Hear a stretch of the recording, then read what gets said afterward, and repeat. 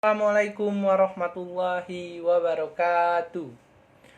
Kembali lagi dengan saya Deki Triputra kali ini di pertemuan yang ke-10 ya, kalau kalian nonton konten saya sampai dari awal sampai kali ini. Oke, pada pertemuan yang ke-10 ini kita akan membahas tentang manajemen pembiayaan sarana dan prasarana yang diampu oleh dosen saya Dr. Muhammad Kristiawan MPD. Sebelum masuk ke materi, kita lebih baik kenalan dulu yuk. Tak kenal maka tak sayang, kalau kata pepatah itu.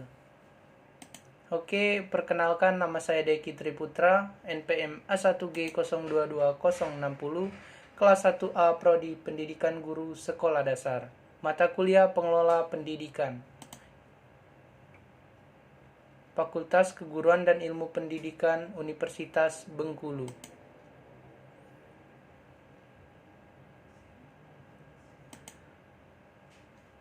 Dalam pembiayaan, terdapat satu konsep pembiayaan pendidikan. Pembiayaan pendidikan adalah pengelolaan atau segala sesuatu proses keuangan di sekolah atau madrasah atau lembaga pendidikan guna memaksimalkan pencapaian tujuan kegiatan sekolah.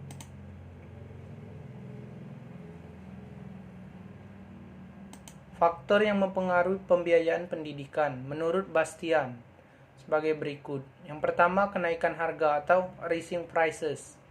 Yang kedua, perubahan relatif dalam gaji pengajar. Yang ketiga, perubahan dalam populasi dan kenaikannya presentasi peserta didik di sekolah negeri. Yang keempat, meningkatnya standar pendidikan atau educational standar. Yang kelima, meningkatnya usia anak yang meninggalkan sekolah atau tinggal sekolah. Yang keenam, meningkatnya tuntutan terhadap pendidikan yang lebih tinggi.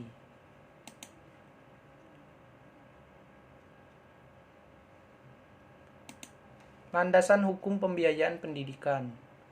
Yang pertama, dasar yuridis. Dasar yuridis. 1. Pancasila sebagai dasar negara yang berdaulat. Republik Indonesia mengakui Pancasila sebagai kedaulatan tertinggi dan menjadi landasan hukum atas setiap penyelenggaraan segala sesuatu bentuk kegiatan.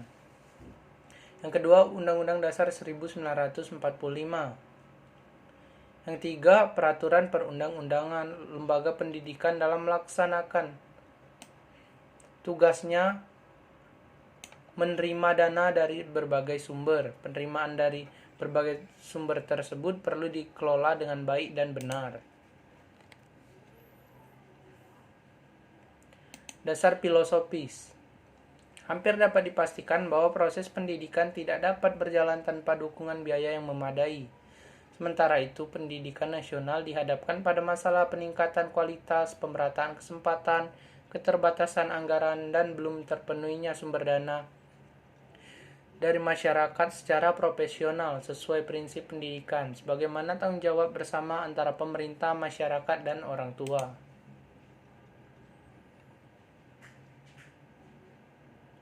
Yang ketiga, sumber keuangan sekolah. Sumber keuangan sekolah itu bisa berasal dari pemerintah pusat, pemerintah daerah, siswa, kelompok masyarakat, yayasan, pengusaha, orang tua, alumni, dan lain-lain.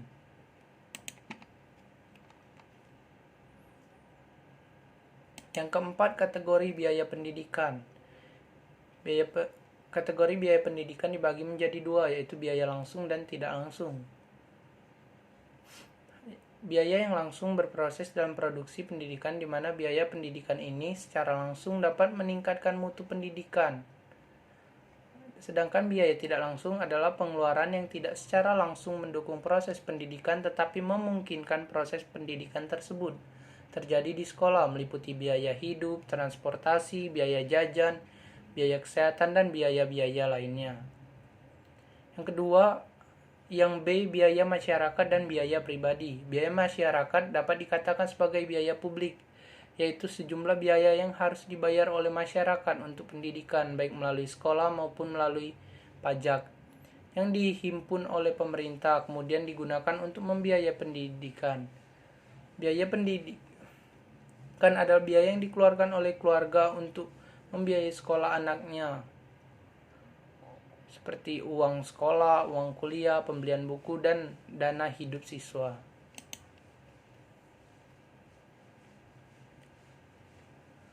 Yang kelima, pendekatan biaya satuan pendidikan. Pendekatan biaya satuan pendidikan. A. Pendekatan makro. Pendekatan makro berdasarkan perhitungan pada keseluruhan jumlah pengeluaran pendidikan yang diterima dari berbagai sumber dana, kemudian dibagi jumlah peserta didik. Yang B. Pendekatan mikro. Pendekatan mikro mendasarkan perhitungan biaya berdasarkan alokasi pengeluaran per komponen pendidikan yang digunakan oleh peserta didik.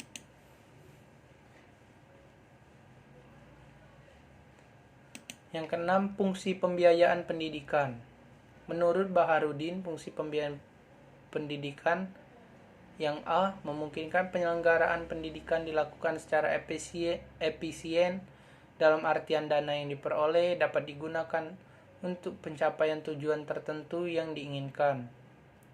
Yang B. Memungkinkan ketercapaian kelangsungan hidup lembaga pendidikan. C. Dapat mencegah adanya kekeliruan, kebocoran, atau penyimpangan penggunaan dana dari rencana semula dan menggambarkan target yang akan dicapai sekolah atau madrasah.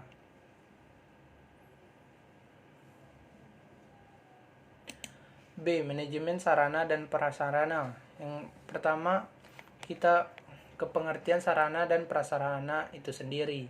Sarana adalah segala sesuatu, bisa berupa syarat atau upaya yang dapat dipakai sebagai alat atau media dalam mencapai maksud dan tujuan. Sedangkan prasarana merupakan semua perangkat, kelengkapan dasar atau fasilitas yang secara tidak langsung menunjang jalannya proses pendidikan atau pengajaran seperti halaman sekolah, taman, dan kebun.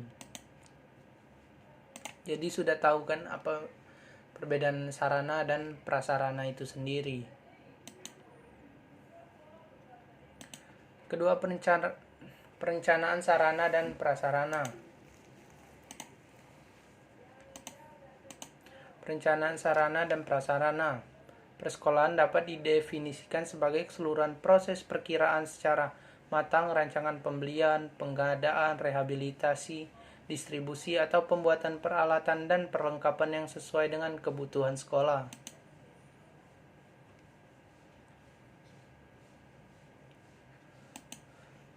Yang ketiga, tujuan dan manfaat perencanaan sarana dan prasarana. Tujuan, kita masuk yang ke tujuan terlebih dahulu. Yang pertama, untuk menghindari terjadinya kesalahan dan kegagalan yang tidak diinginkan. Yang kedua, untuk meningkatkan efektivitas dan efisiensi dalam pelaksanaannya. Manfaat, yang pertama dapat membantu dan menentukan tujuan. Yang kedua, meletakkan dasar-dasar dan menentukan langkah-langkah yang akan dilakukan. Yang ketiga, menghilangkan ketidakpastian. Dan yang keempat, dapat dijadikan sebagai suatu pedoman atau dasar untuk melakukan pengawasan, pengendalian, dan bahkan juga penilaian, agar nantinya kegiatan dapat berjalan secara efektif dan efisien.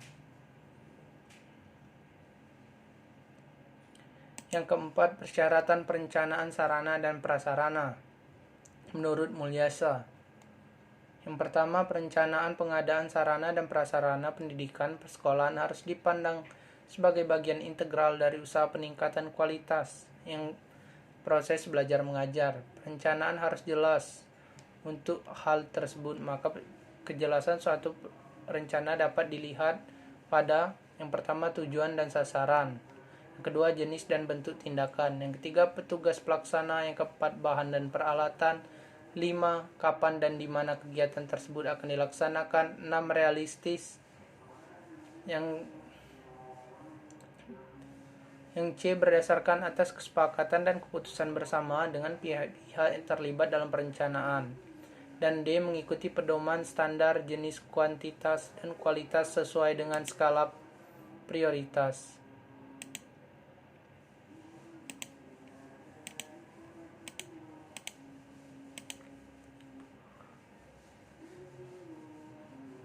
Ada sedikit kendala tadi, sorry.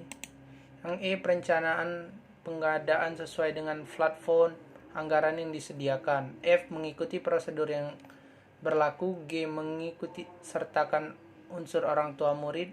H, fleksibel dan dapat menyesuaikan dengan keadaan perubahan situasi dan kondisi yang tidak disangka-sangka. I, dapat didasarkan pada jangka pendek setahun, jangka menengah 4-5 tahun, dan jangka panjang 10-15 tahun.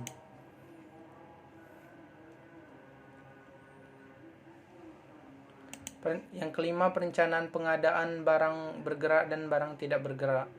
Barang bergerak itu sendiri seperti barang habis dipakai, menyusun daftar sarana sekolah yang disesuaikan dengan kebutuhan dan rencana kegiatan sekolah tiap bulan. B, memperkirakan biaya untuk pengadaan barang tersebut setiap bulan. Dan C, menyusun rencana pengadaan barang tersebut menjadi rencana triwulan, tengah tahunan, dan kemudian menjadi rencana tahunan. Barang tidak habis. Yang pertama, menganalisis dan menyusun keperluan sarana dan prasarana sesuai dengan rencana kegiatan sekolah, serta memperhatikan fasilitas yang masih ada dan yang masih dapat dipakai. B, memperkirakan biaya sarana dan prasarana yang direncanakan dengan memberhentikan standar yang telah ditentukan. Yang C, menetapkan skala prioritas menurut dana yang tersedia, urgensi kebutuhan, dan menyusun rencana pengadaan tahunan. C, barang tidak bergerak. Ini sudah tadi. Ini barang tidak habis dipakai, ini barang tidak bergerak.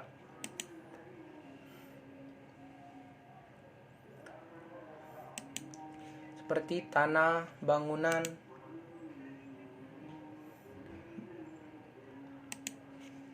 Yang keenam, pengadaan sarana dan prasarana. Pengadaan sarana dan prasarana mencakup pembelian, penyewaan, pinjaman, pendaur ulangan, penukaran, penerimaan hibah, pembuatan sendiri.